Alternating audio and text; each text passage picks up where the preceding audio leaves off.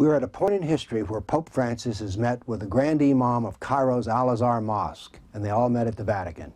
Now this sounds like a wonderful thing, but it's one of those things in which the wonderfulness is only paper thin, because when you look behind it you'll realize that this is an exercise in futility.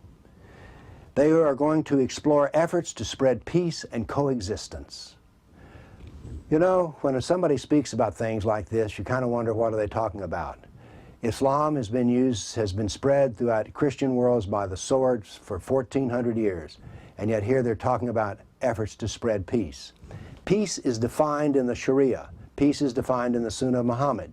Peace comes after Christians submit, after Jews submit, after atheists submit. Then and only then will there be peace. Muhammad, I've been commanded to wage war against the Kafir until every one of them say, there is no God but Allah, and Muhammad is his prophet. And coexistence. Well, coexistence is defined within the Sharia. Muhammad showed us how this is done. The Christian and the Jew become a dhimmi. They agree to live under the Sharia, which Pope Francis seems to be comfortable enough with doing, and they will pay a special tax, and they will be humiliated. Now, by the way, let me take a little sidebar here. I'm not picking on Catholics. This just happens to be an event with Pope Francis. You can say everything that I'm saying about every Protestant here in Nashville, Tennessee, and for that matter, every Jew, because the actions of the Pope are based on ignorance, as are the actions of the Protestants and the Jews. You know, the Pope here is trying to make nice, because you see the previous Pope mentioned something about, oh horrors, that there was violence connected between Christians and Muslims.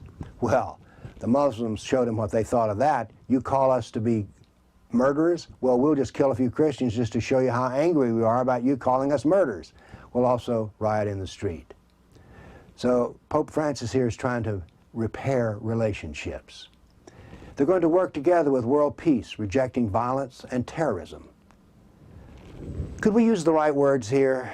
Pope Francis is a former Jesuit. I guess he's still a Jesuit. And Jesuits used to be very good at scientific thought and critical thought. But we have to use the right words in order to think the right thoughts. The word is not terrorism, it is jihad. Well, it was agreed that the Grand Imam would spread true Islam. Well, we don't need the Imam to spread true Islam. All we have to do is read the Sirah, the Quran, and the Hadith. That is the true Islam. And yes, we have to remember that 24% of the Quran written in Medina concerns itself with jihad, not a verse or two. Then they're going to correct misunderstandings created by extremist terrorist groups. No, they're jihadist groups, and they're not extreme. If you're following all the rules, how can you be an extremist? And Islamic State is following all the rules. Boko Haram is following all the rules. Al-Qaeda is following all the rules. The Taliban is following all the rules. They are not extremist terrorist groups. They're jihadist groups who are obeying the Sunnah of Muhammad. Now then, the Imam said not to deal with Muslim citizens as groups that represent a threat. I agree with this. We should deal with political Islam. That is the doctrine. That is the threat doctrine.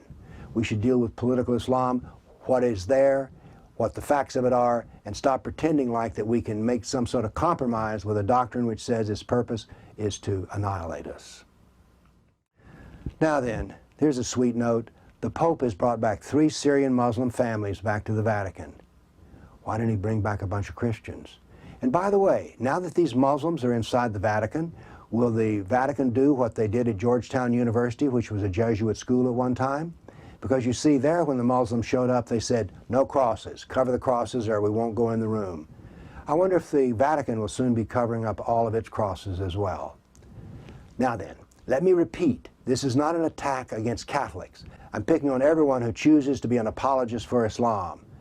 I've said this before and I'll say it again. Islam has integrated the Catholic and the Protestant because they're all treated the same under Islam, and both the Catholics and the Protestants say, oh, we love Islam, we've met this wonderful Muslim, he's a wonderful person, therefore Islam is wonderful too.